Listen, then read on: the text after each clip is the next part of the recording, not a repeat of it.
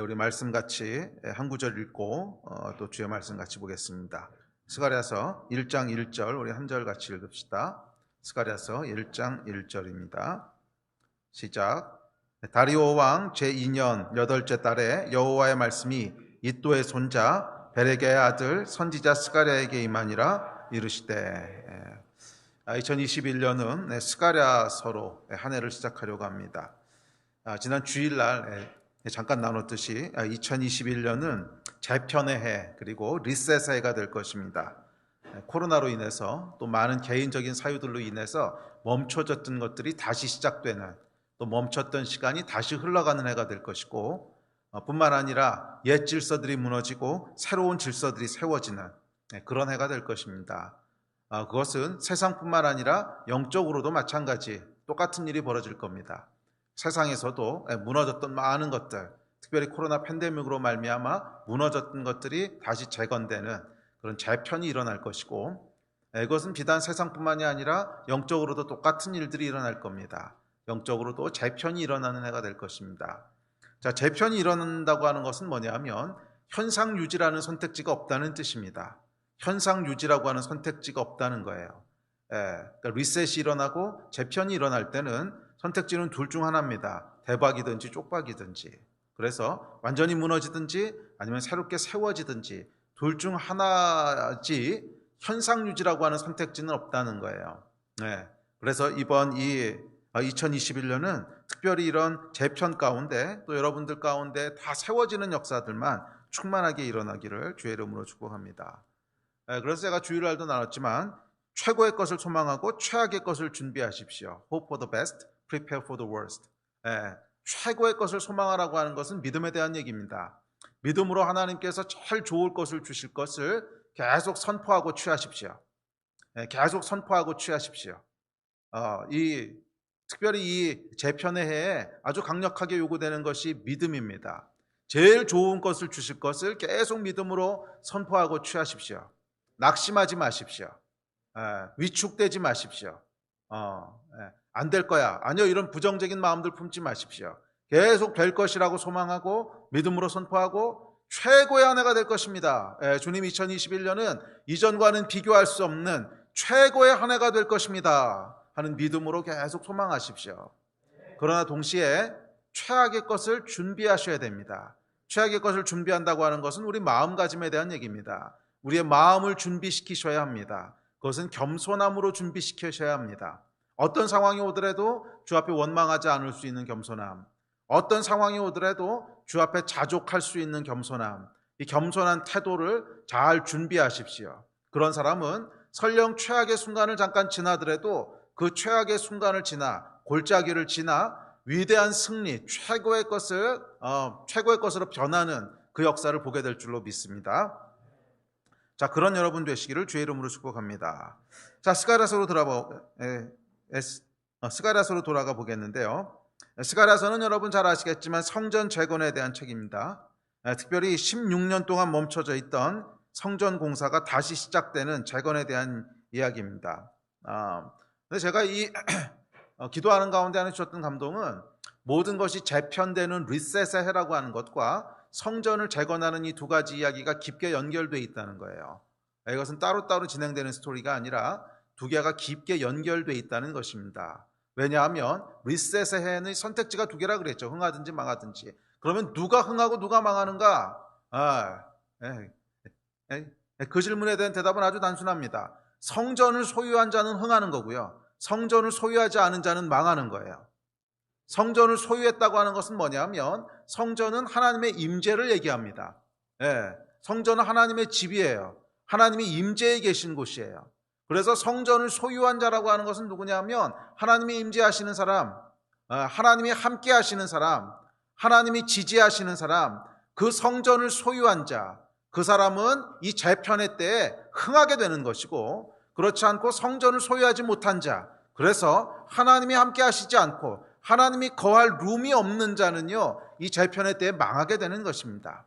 그래서 성전 재건과 재편, 리셋이라고 하는 것은 깊게 연결되어 있습니다. 이 리셋의 해에, 이 재편의 해에 우리가 어떻게 준비해야 되는가? 어떻게 이 재편의 해를 우리가 승리하면서 뚫고 갈 수 있는가? 해답은요, 성전을 재건하라는 거예요.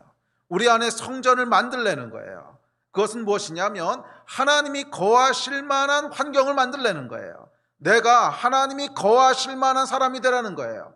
내 삶이 하나님이 거하실 만한 삶이 되라는 거예요. 성전은 그것을 준비하는 것을 얘기합니다. 스가랴서에서 얘기하는 성전을 재건하라고 하는 것을 오늘 우리에게 적용한다면 하나님이 오셔서 거하실 만한 그런 삶, 하나님이 거하실 만한 그런 마음으로 우리를 만들려는 거예요. 그 사람은 하나님이 함께 하시고 그 가운데 하나님이 지지하시고 또 하나님의 임재가 있기 때문에 이 재편의 때에 분명히 흥하게 됩니다. 그러나 하나님이 거하실 곳이 없는 사람, 하나님이 거하실 만한 환경을, 그 마음을 만들지 않은 사람은 하나님이 함께 하시지 않으심으로 말미암아 이 재편의 때에 낭패를 볼 수밖에 없을 거예요. 기억하십시오, 여러분. 재편의 때는 오직 영적으로만 길을 낼 수 있습니다. 재편의 때에는 어디로 가야 길을 가는지 아무도 몰라요. 어디로 가야 길이 있는지 아무도 몰라요. 아무도 안 가본 곳이야. 다 처음 가보는 곳입니다. 그래서 재편의 때에는 오직 영적으로만 길을 낼 수 있다고 하는 것을 기억하십시오. 네. 많이 열심히 연구하고 열심히 노력하고 하는 것으로 충분하지 않다는 겁니다. 재편의 때에는 반드시 영적으로 승부수를 띄우셔야 됩니다. 영적인 승부수를 띄우셔야 됩니다. 그래서 영적으로 하나님께서 페이버를 주셔서 우리가 생각지도 않았는데 막 길을 열어주시고 나는 A라고 하는 걸 생각하고 있는데 막 B라고 하는 문이 열리고 이런 하나님의 페이버가 부어져야 거기서 흥하는 것이 나오지요. 그렇지 않고 내가 노력해서 하나 심어서 하나 얻고 하나 심어서 하나 얻고, 아니 여러분, 이렇게 해서 인간의 힘으로 뚫고 나갈 수 있는 게 아니라는 거예요. 팬데믹이 끝나고 나면 어떤 재편이 있을지, 어떤 질서들이 새로 세워질지 아무도 모릅니다. 그런데 하나 분명한 건 분명히 뭔가 새로 세워질 거라는 거예요. 분명히 새로 세워질 거라는 거예요. 정치적으로도 경제적으로도 사회적으로도 특별히 영적으로도 계속 새로 세워지는 일들이 있을 텐데 이것은 영적으로 준비하시고 오직 영적으로 승부수를 띄우셔야 돼요. 그래서 내가 예상치 않은 곳에 하나님께서 길을 내시고 나는 A라고 하는 것을 기대하면서 뭔가 일을 했는데 전혀 뜻밖의 B에서 터지고 막 이런 역사들이 있으셔야 됩니다. 그게 뭐냐 하면 하나님께서 내가 구하지 않은 것까지도 알아서 인도하시고 내가 구하지 않은 것까지도 응답하시는 이 은혜가 있으셔야 돼요. 아멘. 그러려면 뭐가 가장 중요한가? 우리 안에 거하신 하나님의 임재예요. 나와 함께 하시는 하나님이에요. 그래서 성전을 재건하는 자가 이 재편의 때엔 승리하는 자가 될 겁니다. 성전을 재건하는 자, 그 안에 하나님이 거하실 만한 마음과 환경을 만드는 자, 그 사람이 이 재편의 때에 승리하는 자가 될 줄 믿습니다. 그래서 스가랴서에서 얘기하는 성전을 재건하라고 하는 명령은 재편의 때를 준비하는 가장 중요한 열쇠입니다. 자, 그래서 오늘은 이 성전 재건에 대한 의미를 조금 더 살펴보려고 하는데요. 자, 그렇다면 성전을 소유하고 살아간다는 것, 성전을 재건한다고 하는 것은 구체적으로 무슨 뜻일까? 물론 이것은 건물을 소유한다는 뜻이 아닙니다. 그렇죠? 성전을 소유한다고 하는 것은 건물에 대한 얘기가 아니라 영적인 의미입니다. 성전을 재건한다고 하는 것도 영적인 의미인데, 자, 오늘은 이 성전 재건의 영적인 의미를 함께 살펴보면서 저와 여러분 각 사람 가운데, 더 나아가 우리 공동체 가운데 성전을 재건하는, 영적으로 이 성전이 재건되는, 그래서 이곳에 하나님이 가득 임재하시는 하나님의 페이버와 지지하심과 우리가 구하지 않은 것까지도 응답하시는 이 은혜가 풀어지는 한 해가 되기를 기대합니다. 자, 그렇다면 성전 재건의 영적인 의미는 뭔가? 첫째, 성전을 재건한다는 것은 성전을 중심으로 살아가는 것을 의미합니다. 삶을 의미해요. 성전을 중심으로 살아가는 건데, 그 원래 여러분 이스라엘은 원래부터 부름받기를 성전 중심으로 살도록 그렇게 부름받았습니다. 이것은 건물을 중심으로 살아간다는 것이 아니라 하나님을 중심으로 살아간다는 거예요. 그래서 원래 이스라엘은 민족적으로 어떻게 부름받았냐면 하나님을 중심으로 살아가도록 그렇게 부름을 받았어요. 그래서 매년 있는 절기들도 다 성전 중심이고 하나님 중심으로 매년 절기가 돌아가죠. 우리나라도 절기라는 게 있지 않습니까? 뭐 설이 있고 구정이 있고 추석이 있고 이런 식 명절이 돌아가듯이 이 모든 절기들이 하나님 중심으로 돌아가도록 돼 있고 또 특별히 성전 중심으로 돌아가도록 돼 있습니다. 또 일주일간의 삶을 봐도요, 안식일을 중심으로 일주일의 삶의 패턴들이 돌아갑니다. 또 사회생활, 가정생활, 교육에 이르기까지 뭐 자녀 양육 모든 것에 이르기까지 삶이 하나님을 중심으로, 성전을 중심으로 그렇게 살아가도록 부름받았습니다. 자, 이것을 상징적으로 보여주는 것이 성전입니다. 성전이 중앙에 딱 자리 잡고 있으면서 모든 삶이 하나님 중심으로 돌아간다고 하는 것을 상징적으로 보여주고 있는 것이 성전이지요. 그리고 상징적일 뿐만이 아니라 어느 정도는 실제적으로도 그렇게 돌아가지요. 성전을 중심으로 제사가 돌아가고 그 제사를 중심으로 삶들이 다 이루어지니까. 자, 그런데 불행하게 또 이 성전이 무너져 버립니다. 바벨론 포로로 잡혀가면서 성전이 무너지고 긴 세월 동안 성전이 없어졌어요. 그리고 돌아온 이후에도 성전을 재건한다고 2년 동안 시도하다가 16년 동안 멈춰버립니다. 그래서 이 긴 세월 동안에 성전을 중심으로 살아가도록 부름받은 이 백성이 중심 없이 또는 각자가 중심이 돼서 상황에 맞춰서 그렇게 살아갔습니다. 성전을 재건한다고 하는 것은 이 중심을 다시 잡는 거예요. 성전을 재건한다고 하는 것은 삶의 중심을 다시 잡는 거예요. 중심이 뭐예요? 하나님. 이 하나님의 중심이 무너졌을 때는 각자 자기가 중심이 돼서 삽니다.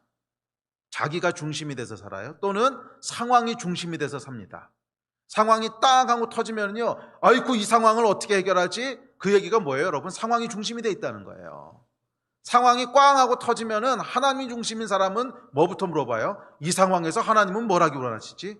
이 상황에서 어떻게 하는 게 하나님 나라를 세우는 거지? 이거를 물어보지, 상황을 어떻게 세우지? 이거부터 물어보지 않아요. 그런데 하나님 중심의 삶이 무너져 버리면 상황을 중심으로 삶이 돌아가게 됩니다. 뭔가 경제적인 위기가 빵 하고 터졌어요. 그럼 어이쿠 이 위기를 어떻게 해결하지? 위기라고 하는 것을 중심으로 삶의 모든 것을 조정합니다. 그래서 뭐 씀씀이도 줄이고 이 삶을 어떻게 재정을 어떻게 확보할지 은행 찾아다니고 이게 뭐예요, 여러분? 그 문제를 중심으로 상황을 중심으로 삶이 돌아가고 있다는 거예요. 하나님 중심의 삶이 무너진 사람들은 결국 상황을 중심으로 삶을 살아가게 됩니다.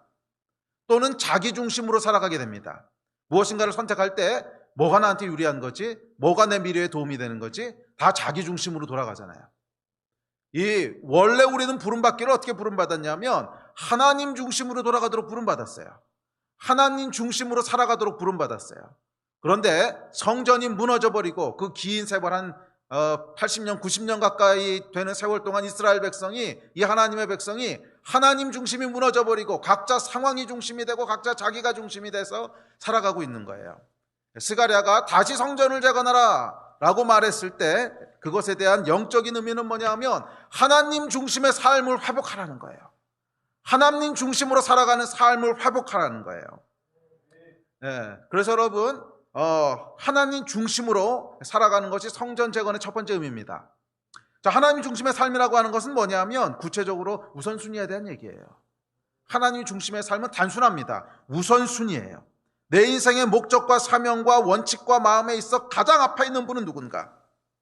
좀 더 구체적으로 내가 뭔가를 선택하려고 할 때 가장 먼저 고려하는 것은 뭔가?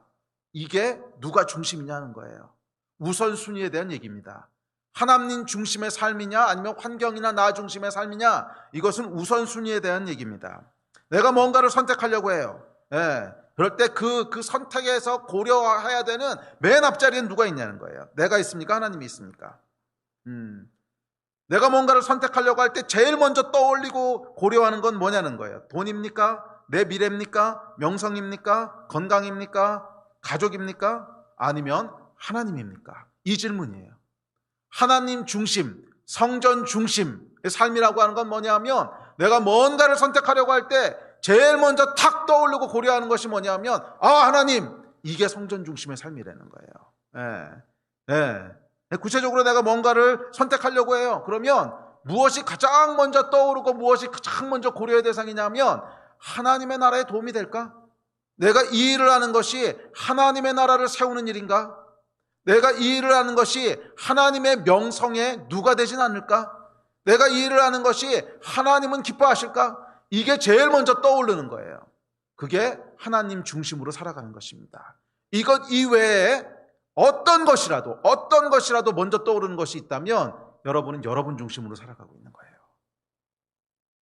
기억하십시오. 어떤 것이라도 일을 하는 것이 하나님 나라를 세우는 건가? 그것보다 먼저 떠오르고 먼저 고려되는 것이 있다면 아이고 내가 이 일을 할 때 돈이 너무 많이 들지 않을까? 뭐 이런 거라든지, 아이고 내 체력이 따라갈 수 있을까? 뭐 이런 거라든지, 아니면 혹시 이것이 나한테 유익이 되나? 해가 되나? 이런 게 먼저 떠오르신다면, 사실 나쁜 건 아니잖아요. 지혜롭게 고려해야 될 것들이지만, 그럼에도 이런 것이 먼저 떠오르신다면 내 중심은 하나님이 아니라는 거야. Jesus-centered life, God-centered life라고 하는 것은 내가 제일 먼저 고려하는 것이 하나님이시라는 거야. 이것이 내가 하나님을 세우는 일인가? 아니면 하나님 나라에 누가 되는 것은 아닌가? 이 질문을 제일 먼저 던진다는 거예요. 그것이 하나님 중심의 삶입니다. 우선순위예요. 우선순위. 또한 두 번째로 하나님 중심의 삶이란 선택한 것을 이루어가는 방법에 있어서도 하나님의 방법, 말씀에 무게를 두는 거예요. 어떤 사람은 하나님의 집을 세운다고 하면서도 사람의 방법, 인간의 방법들을 사용하는 사람이 있습니다. 이것은 하나님 중심의 삶이 아니에요.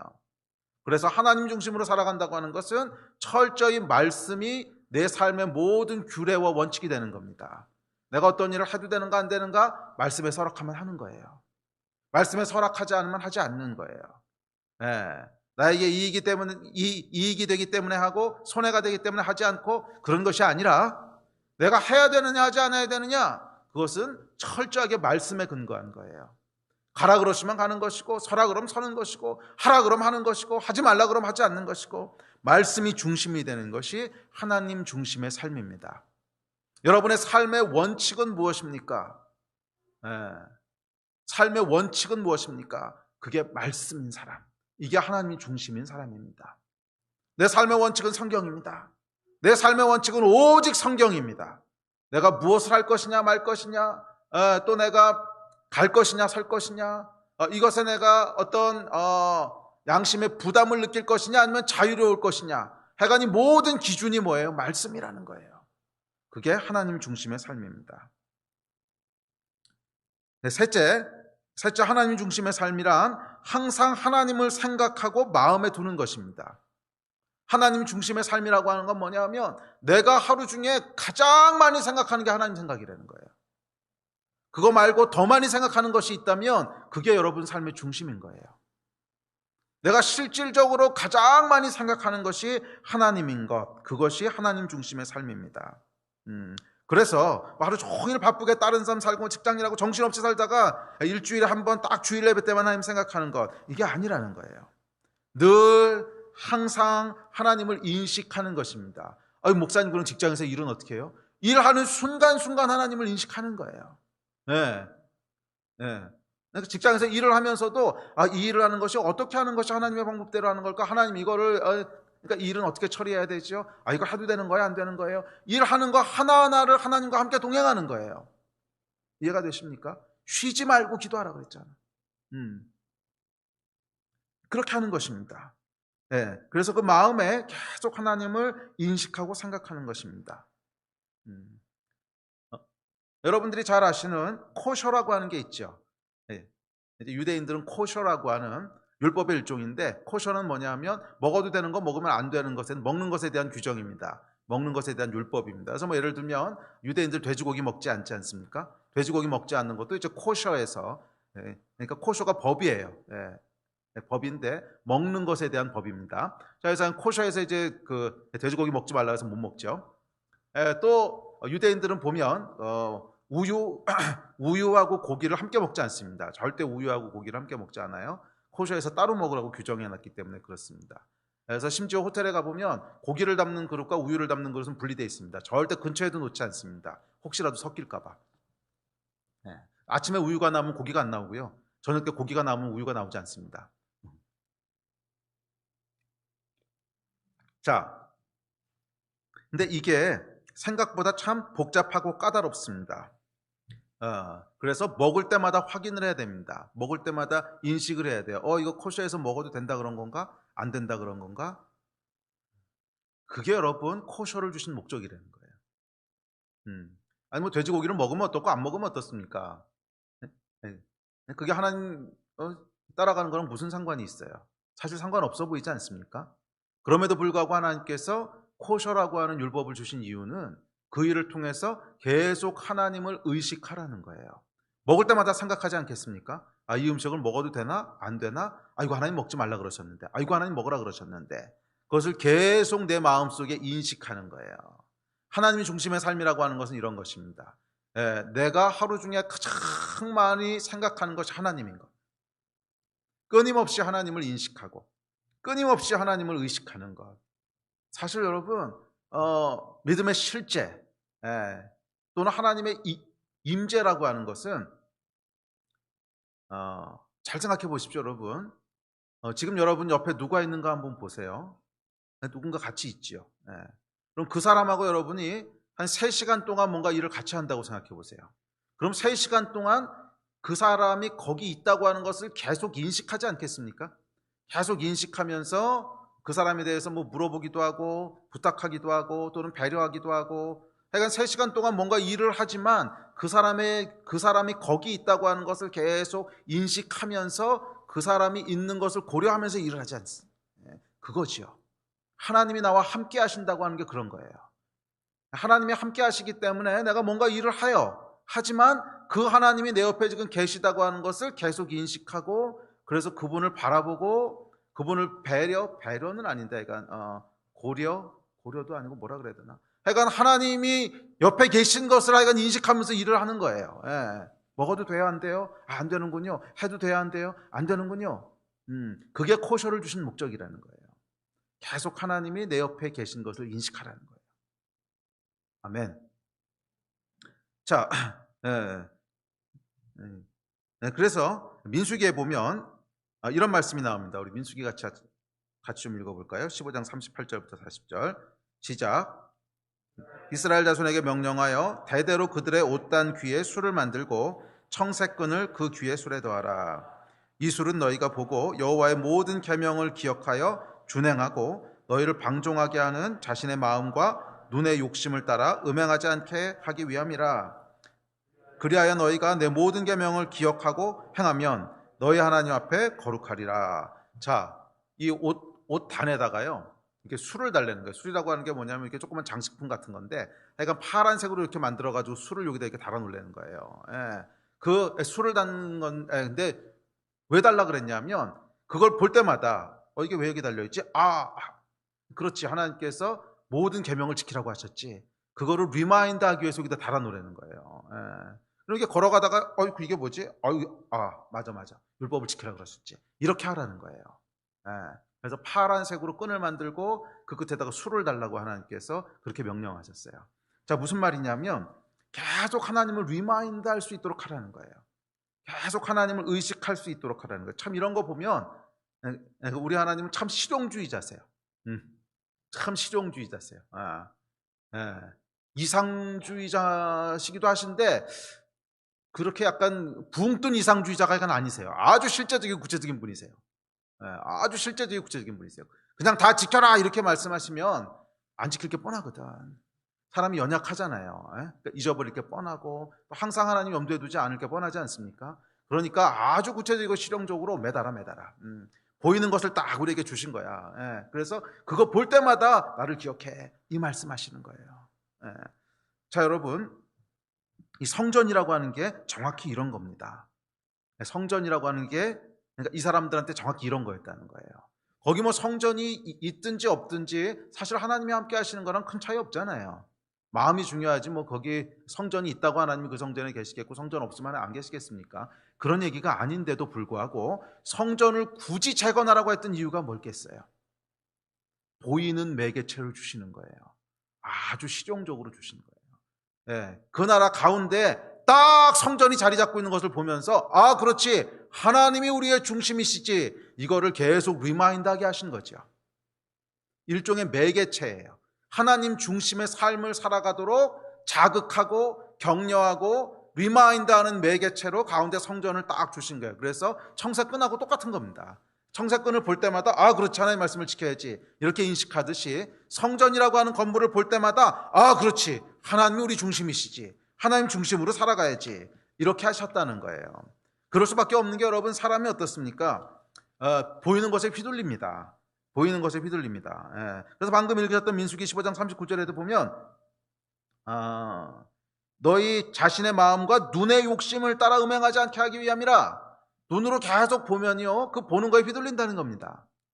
세상에서는 계속 하나님 중심이 아니라 세상 중심으로 돌아가는 것을 봅니다.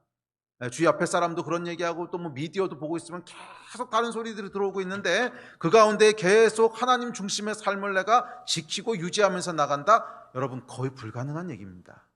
사실은 거의 불가능한 얘기예요.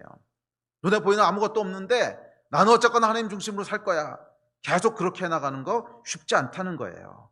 이방인들의 세속적인 삶이 계속 왔다 갔다 하고 원수의 공격도 있고, 보이는 것은 온통 하나님에게 집중하지 못하도록 우리 눈과 마음을 빼앗고 있는 그런 상황입니다. 보이는 것은 온통 우리의 눈과 마음을 가리고 빼앗는 상황입니다. 이 가운데 보이는 성전 없이 과연 얼마나 하나님 중심의 삶을 유지할 수 있었을까? 이것이 가능하다고 생각한다면 여러분은 이상주의자입니다. 적어도 하나님은 그게 가능하지 않다고 생각하셨어요. 적어도 하나님은 사람은 그렇게 갈 수 없다고 하는 것을 아셨어요. 인간의 연약함을 아셨어요. 그래서 하나님께서 눈에 보이는 성전을 다시 재건하라고 말씀하십니다. 사실 여러분, 포로로 잡혔다가 돌아왔을 때 굳이 성전을 재건하고, 아니 여러분, 신약 성경에 오면 결국 우리가 성전이라고 말씀하시잖아요. 그런데 굳이 어차피 무너질 성전을 왜 그렇게 희생을 치르면서 다시 지으라고 하셨을까? 이유는 여러분, 눈에 보이는 성전이 우리를 계속 리마인드 한다는 거예요. 하나님이 우리 중심이시구나. 하나님을 중심으로 살아가야 되는구나. 자, 이것이 여러분 하나님의 방법이었습니다. 매일 눈에 보이는 성전을 중심으로 살게 하신 거예요. 오늘날도 여러분, 저는 다르지 않다고 믿습니다. 정말 저와 여러분이 하나님 중심으로 살아가기를 원한다면 그것을 리마인드하는 매개체가 있어야 돼요. 그것을 리마인드하는 매개체가 있어야 돼요. 그게 여러분 예배고, 그것이 교회입니다. 교회라고 하는 이 사람들을 통해서 그 사람들을 만날 때마다 그렇지, 저렇게 믿는 것이 살아가는 것이지 보게 하시고, 또 예배의 자리에 우리가 시간을 내서 나옴으로 말미암아 그렇지, 하나님을 예배하는 것이 우리 삶의 가장 중심에 있는 것이지, 다시 한번 리마인드하게 되고, 이런 매개체들을 여러 가지 두신 거예요.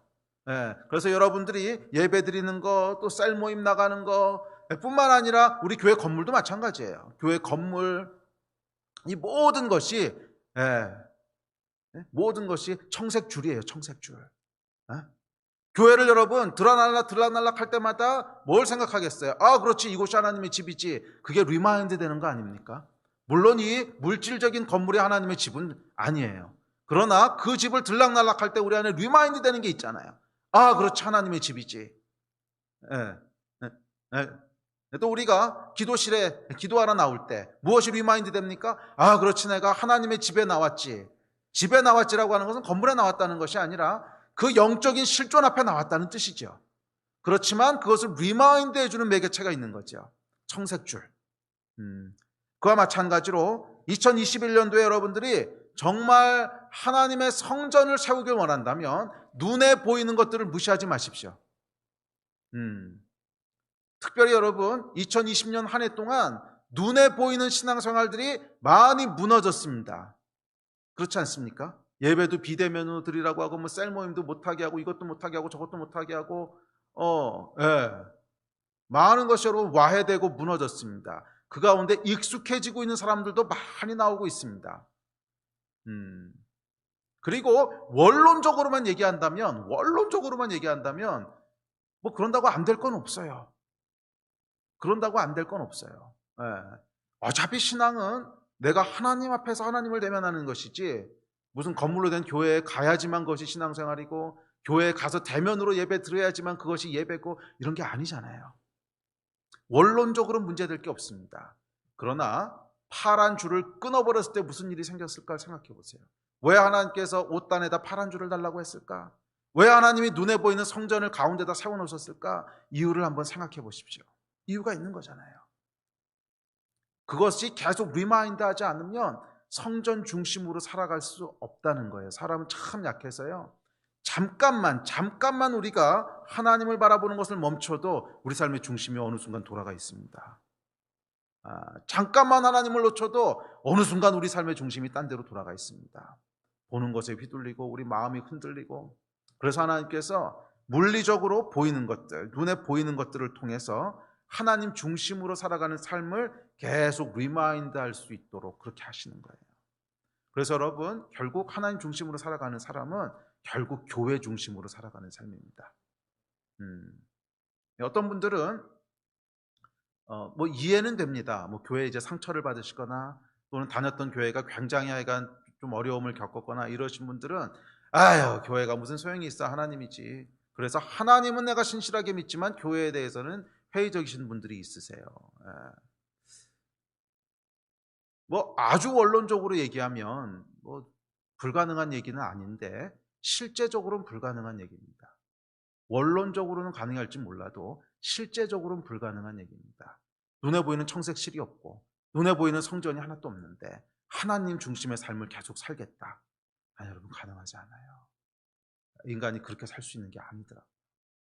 그래서 결국 하나님 중심으로 살아가는 삶은 교회 중심으로 살아가게 돼 있습니다. 예배를 가장 가운데 딱 두고요. 네? 물리적이고 실제적으로 그렇게 한다는 거예요.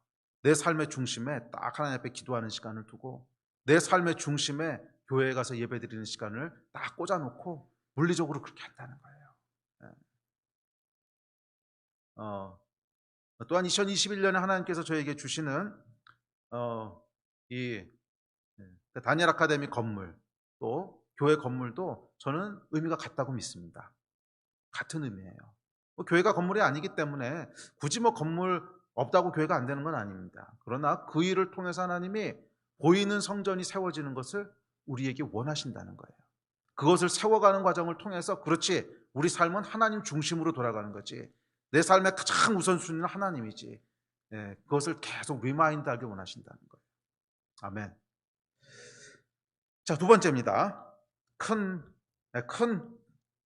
두 번째 성정 재건에 대한 두 번째 의미는 뭐냐면 하나님의 임재예요. 성전을 재건하라고 하는 것은 하나님의 임재를 회복하라는 얘기입니다. 성전을 재건하라고 하는 것은 하나님의 임재를 재건하라고 하는 얘기입니다. 이스가랴 선지자가 성전 재건을 명하면서 무엇이라 얘기하는지 한번 들어보십시오. 반복적으로 얘기하는 게 있습니다. 좀 긴 본문이긴 한데 그래서 중요하니까 우리 같이 좀 읽읍시다. 스가랴서 전체에 계속 반복되는 얘기입니다. 우리 이제 1장 16절부터 읽겠습니다. 시작. 그러므로 여호와가 이처럼 말하노라. 내가 불쌍히 여김으로 예루살렘에 돌아왔은즉 내 집이 그 가운데에 건축되리니 예루살렘 위에 먹줄이 쳐지리라. 만군의 여호와의 말이니라. 외쳐 이르기를 만군의 여호와의 말씀에 나의 성읍들이 넘치도록 다시 풍성할 것이라. 여호와가 다시 시온을 위로하며 다시 예루살렘을 택하리라 하라 하니라. 2장입니다. 시작. 여호와의 말씀에 시온에 따라 노래하고 기뻐하라. 이는 내가 와서 내 가운데 머물 것임이라. 그날에 많은 나라가 여호와께 속하여 내 백성이 될 것이요 나는 내 가운데 머물리라. 내가 만군의 여호와께서 나를 내게 보내신 줄 알리라. 여호와께서 장차 유다를 거룩한 땅에서 자기 소유를 삼으시고 다시 예루살렘을 택하시리니 모든 육체가 여호와 앞에서 잠잠할 것은 여호와께서 그의 거룩한 처소에서 일어나심이니라 하라.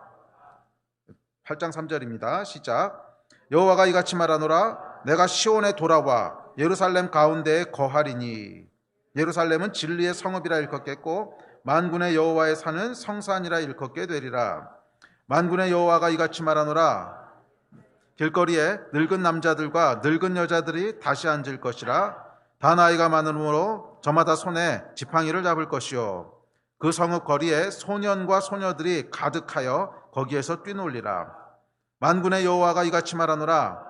이날이 그날에 남은 백성의 눈에는 기이하려니와 내 눈에야 어찌 기이하겠느냐. 만군의 여호와의 말이니라.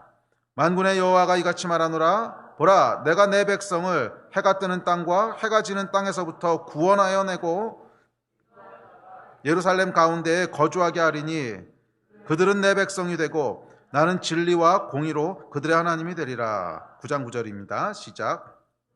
시온에 따라 크게 기뻐할지어다. 예루살렘에 따라 즐거이 부를지어다. 보라, 내 왕이 내게 임하시나니 그는 공의로우시며 구원을 베푸시며 겸손하여서 나귀를 타시나니 나귀의 작은 것 곧 나귀 새끼니라. 여러분, 반복적으로 얘기하는 것이 무엇인지 혹시 보이셨습니까? 1장부터 9장까지 매 장마다 반복적으로 나오는 게 임하시리라, 거하시리라. 보이세요? 내가 돌아오리라, 내가 돌아오리라, 내가 머물리라, 내가 거하리라. 계속 반복적으로 말씀하세요. 왜? 내 집이 거기 있으니까. 이 얘기입니다. 스가랴서는 성전 재건에 대한 책이잖아요. 왜 성전을 재건하라 그러시냐 하면 거기가 내 집이야, 내가 거할 집을 너희가 재건해, 이 말씀을 하시는 거예요. 그래서 내가 돌아가리라, 내가 예루살렘에 돌아가리라, 내가 예루살렘에 머물리라, 내가 예루살렘에 거하리라. 왜? 내 집이 거기 있으니까. 내 집에 머물고 거하고 돌아오시겠다는 거예요. 이것이 여러분 성전 중심의 삶이 의미하는 것입니다. 성전 재건은 뭐냐 하면 여호와께서 머무실 수 있는 환경을 만들려는 거예요. 여호와께서 임하실 수 있는 환경을 만들려는 거예요. 그래서 우리가 여호와께서 임하실 수 있는 그 성전을 우리 안에 지을 때, 뭐 개인 안에든 공동체 안에든 재건하고 지을 때 거기에 하나님이 임재하신다는 거예요. 할렐루야. 이 재편의 때에는 여러분 가장 필요한 것이 뭐냐 하면 이 하나님의 임재예요. 이 하나님이 임재하시는 거예요. 나와 함께 하시는 거예요. 이 하나님이 임재하시는 곳에는 축복이 있습니다. 긴 구절들 우리가 읽었는데 그 구절들은 뭐라고 약속되어 있냐면 내가 임재하리니, 내가 돌아가리니, 내가 거하리니, 내가 머물리니, 그러면서 이어지는 말들에 보면 내가 그곳에 거하기 때문에 기쁨이 가득하게 될 거라고 합니다. 2장 10절, 9장 9절. 기쁨이 가득할 것이고 또 그것이 넘치도록 풍성해질 것이고 1장 17절. 그곳이 이방 가운데 높임을 받을 것이고 2장 11절. 그곳에 여호와의 구원하시는 능력이 풀어질 것이고 8장 7절. 그곳에 소년과 소녀들이 가득히 뛰놀게 될 것이고 8장 5절. 그곳에 주의 영광이 드러나게 된다는 거예요. 2장 13절. 주님의 임재가 있을 때 뭐가 일어나냐 하면 기쁨이 있고 풍성함이 있고 소년과 소녀들이 뛰놀게 되고 이방이 돌아오게 되고 여호와의 능력으로 구원하시는 일들이 일어나게 되고 여호와의 영광이 나타나게 된다는 거예요. 여러분, 이게 우리가 정확히 구하는 것들 아닙니까? 정확히 우리가 소망하는 더 베스트가 이거 아닙니까? 여호와의 영광이 우리 가운데 있고 여호와께서 그래서 주시는 영적인 풍성함들이 있고 영적인 풍성함들 뿐만이 아니라 우리 삶 가운데 실제적인 풍성함들이 넘치게 되고 또 우리 자녀들, 소년과 소녀들이 기쁨 가운데 뛰놀게 되는 다음 세대가 세워지는 역사가 있고 이방이 돌아오는 선교적인 돌파가 있고 주의 영광이 나타나게 되는, 여러분, 우리가 구하는 게 정확히 그대로 다 묘사되어 있어요. 저희 교회가 비전 스테이트먼트로 20년 동안 구해왔던 것들이 그대로 기록되어 있어요. 그대로 아주 구체적으로 기록되어 있습니다. 그런데 그게 무엇의 결과라고 얘기하는 거예요? 여호와 하나님이 임재하시는 결과라는 거예요. 내가 예루살렘에 돌아가리니, 내가 예루살렘에 머물리니, 내가 예루살렘에 거하리니, 내가 예루살렘에 임하리니, 그랬을 때 이 복들이 쭉 다 이루어진다는 거예요.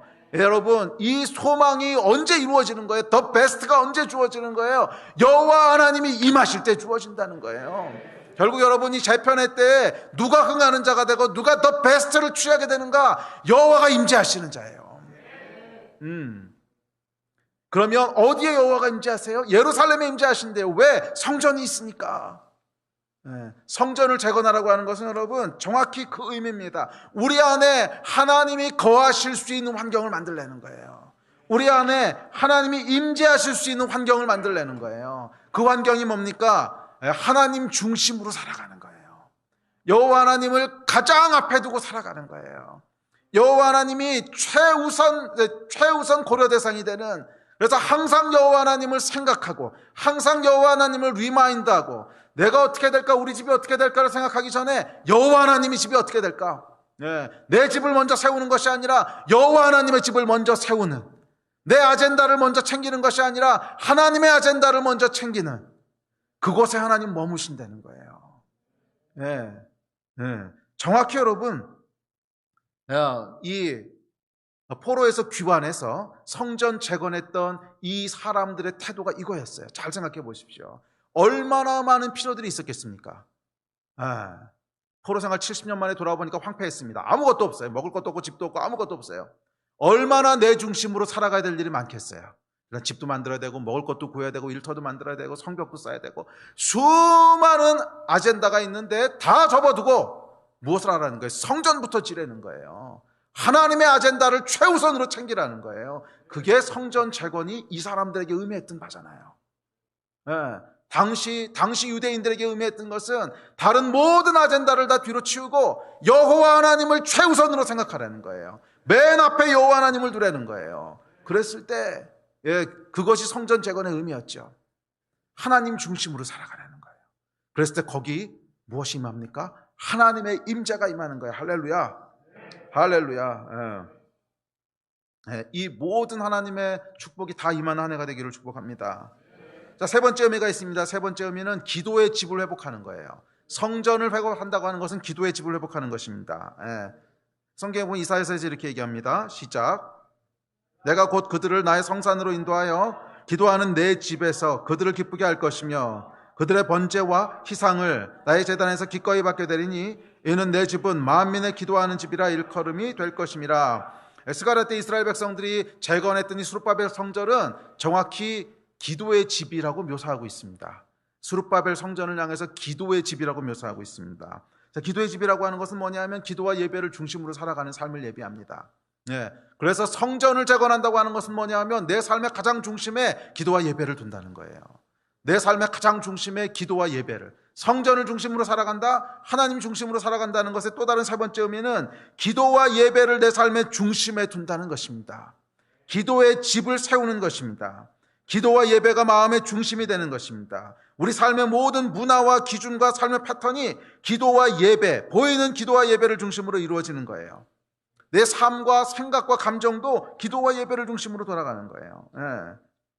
그래서 여러분, 올해 정말 2021년에 하나님의 임재를 사모하고 주님이 임재하시는 성전을 세우길 원한다면 기도의 집을 세우십시오. 기도의 집을 세운다고 하는 것은 뭐냐면 내 삶의 가장 중심에 기도와 예배를 배치하시라는 거예요. 뭔가 여러분 계획을 짜실 거 아닙니까? 그러면 가장 중심에 제일 먼저 뭘 하냐면 기도 언제 할 건가? 어디서 할 건가? 그것을 딱 픽스하시라는 거예요. 기도의 집을 중심으로, 중심이라고 하는 것은 마음에 중요하게 생각하라, 그런 추상적인 얘기가 아니라 아주 구체적으로 내 삶의 시간표를 짤 때, 내 삶의 계획표를 짤 때 제일 먼저 뭐를 픽스하라는 거예요? 기도 언제 할 건가? 예배 언제 할 건가? 딱 픽스하시라는 거예요. 그리고 그것을 중심으로 다른 계획들을 짜시라는 거예요. 기도의 집이 세워지는 곳이 성전이 세워지는 곳입니다. 기도와 예배가 드려지는 곳에 하나님이 임재하십니다. 당연합니다, 여러분. 기도와 예배가 올려지는 곳에 하나님이 임재하시는 거예요. 이 성전을 준비하신 여러분 되시기를 바랍니다. 자, 네 번째 의미가 있습니다. 네 번째 의미는, 성전 재건의 네 번째 의미는 하나님을 섬기는 삶, 희생하고 헌신하는 삶을 회복하는 거예요. 성전 재건이 그 의미였습니다. 성전 재건에는 여러분 많은 수고와 희생과 헌신과 믿음이 요구되었습니다. 생각해 보십시오, 여러분. 포로로 돌아와서 주변에 이방인들이 바글바글합니다. 원수가 공격해오고 방해하고 온갖 술수를 다 쓰는데 그 가운데 성전을 재건한다고 하는 것은 믿음이 요구되고요, 희생이 요구되고요, 헌신이 요구되고요.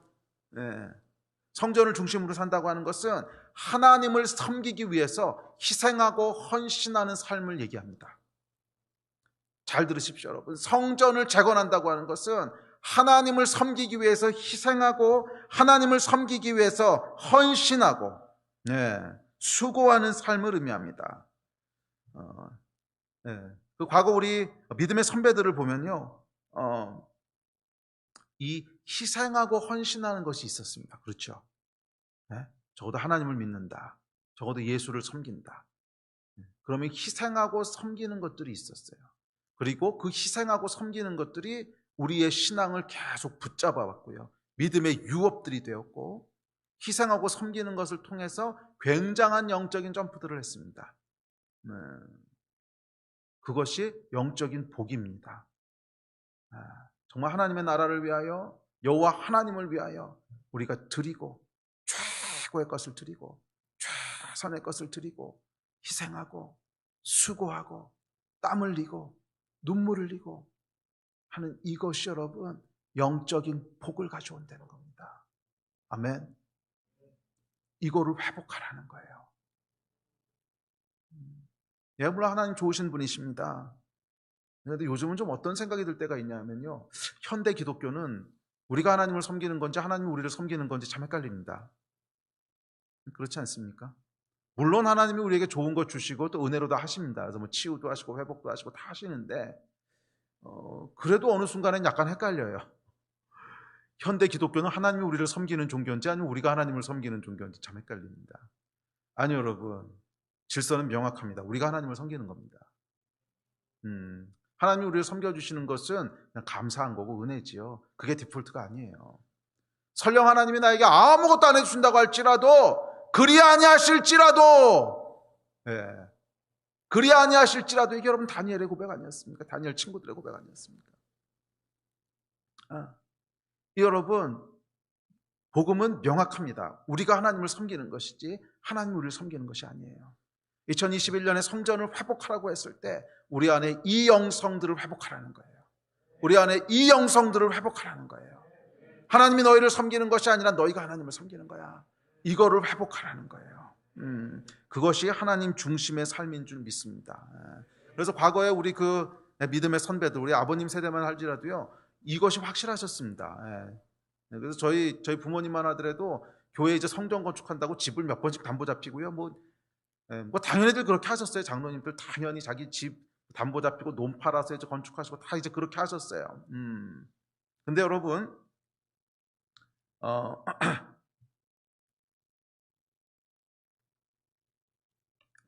그 과정에서 잘못된 오해들이 나오기도 했습니다. 잘못된 오해라고 하는 것은 이 보이는 매개체, 성전 건물이라고 하는 교회 건물이라고 하는 것을 우상화해서 거룩한 건물을, 거룩한 하나님의 전을 지었기 때문에 복을 받았다, 뭐 이렇게 오해하는 잘못된 신학들이 나오면서 뭐 문제가 생기기도 했습니다. 아니요, 여러분, 사실은 거룩한 건물을 지었기 때문에 건물 자체가 거룩해서 거기서 복 받은 것이 아닙니다. 거룩한 강대상을 내가 헌물했기 때문에 복 받는 것이 아닙니다. 많은 분들이 이제 그 마음들이 있었어요. 그래서 옛날에는 교회 건축하면요, 강대상 서로 이게 헌물하시려고 서로 경쟁들 하셨어요. 왜? 거룩한 성물을 내가 헌물했기 때문에 복 받는다고 생각하시는 거죠. 아니요, 여러분, 거룩한 성물을 헌물했기 때문에 복 받으신 게 아닙니다. 하나님의 나라를 섬기는 마음 때문에 복을 받는 거죠. 이게 영적인 원리입니다. 하나님의 나라를 섬기는 마음 때문에, 하나님을 내가 희생해서 섬기는 그 사랑 때문에 하나님이 복을 주시는 것이지 어떤 물건이나 건물이 거룩해서 복 주시는 것이 아니에요. 그런 오해들이 있었던 것은 사실이지만, 그럼에도 불구하고 그렇게 희생해서 하나님을 섬기는 일들을 통해서 많은 영적인 부흥과 많은 영적인 축복들을 경험했던 것은 사실이에요. 저는 저희 세대 가운데 다시 한번 이 믿음의 유업들이 풀어지기를 간절히 소망합니다. 우리 예배팀 앞으로 나오십시오. 그래서 성전이 회복된다고 하는 것은 무엇인가? 성전이 회복된다고 하는 것은 우리 안에 이 하나님을 섬기는 마음들이 회복되는 것입니다. 그래서 다섯 번째, 마지막으로, 그래서 성전이 회복된다고 하는 것은 우리 마음이 회복되는 것입니다. 어떻게 회복되는 것이냐면 하나님이 거하실 만한 마음이 되는 거예요. 하나님이 거하실 만한 마음이 되는 거예요. 그래서 하나님을 경외하는 마음이 회복되고, 또 하나님을 가장 중요하고 소중하게 생각하는 마음이 회복되고, 또 하나님을 생명처럼 사랑하는 마음이 회복되고, 또 하나님께 가장 좋은 것을 드리는 것을 기뻐하는 마음이 회복되고, 또 하나님을 예배하는 마음이 회복되고, 이것이 성전 재건의 의미인 줄 믿습니다. 2021년 한 해 동안 저와 여러분의 삶 가운데 이 성전이 회복되기를 간절히 축원합니다. 하나님을 가장 소중하게 여기는, 하나님을 내 삶의 중심에 모시는, 하나님이 내 삶에 임재하실 만한 그런 마음이 되는 이 마음의 회복이 일어나게 하십시오. 아멘. 아멘. 그때 그곳에 하나님이 약속하신 놀라운 축복들이 풀어질 겁니다. 이 재편의 때에, 이 변화가 일어나는 때에 놀라운 하나님의 약속들이 다 성취될 거예요. 저희가 저희 교회가 함께 20년 동안 기도해왔던 모든 기도 제목들이 다 약속되어 있어요. 다음 세대의 축복, 열방의 회복, 부흥과 모든 것들, 기쁨과 모든 것들이 회복되는 이 하나님의 약속이 스가랴서에 기록되어 있습니다. 언제? 성전이 회복될 때. 성전이 회복될 때. 그 일을 위해서 여러분, 청색실을 좀 다십시오. 물리적으로 달라는 것이 아니라 눈에 보이는 구체적인 매개체들을 여러분 붙잡으시라는 거예요. 추상적으로 그렇지, 하나님을 제 마음의 중심에 둬야지, 오늘부터 중심에 둘 거야, 이런다고 되는 것이 아니라 삶을 구체적으로 조정하시고 움직이시라는 거예요. 구체적으로 청색실을 타시고 여호와 하나님을 가장 중심에 두고 하는 구체적인 액션들로 옮기십시오. 구체적인 삶으로 옮기십시오. 그래야만 유지될 수가 있어요. 마음의 문제라고 해서 마음에만 담아둬서는 절대 유지할 수 없는 것이 인간입니다. 구체적인 삶의 액션으로 옮기십시오. 청색끈을 다십시오. 그랬을 때 하나님께서 여호와 중심으로 살아가는 이 놀라운 복을 우리에게 누리게 하실 것이고 성령께서 임재하실 것입니다. 아멘. 우리 같이 좀 기도합시다. 지금 10시 38분인데요 우리 11시까지 딱 기도하겠습니다. 11시까지 딱 기도할 테니까 우리 집중적으로 오늘 들은 말씀들 좀 기억하시면서, 예 하나님, 2021년이 여호와 하나님이 중심이 된 해가 되게 하여 주시고 우리의 마음의 성전이 회복되는 해가 되게 하여 주십시오. 우리 안에 하나님이 임재하시는 놀라운 역사가 있게 하여 주십시오. 우리 하나님이 임재하시는 놀라운 역사가 있게 하여 주십시오. 이 일을 위해서 우리 같이 합심해서 기도하십시다. 기도하시겠습니다.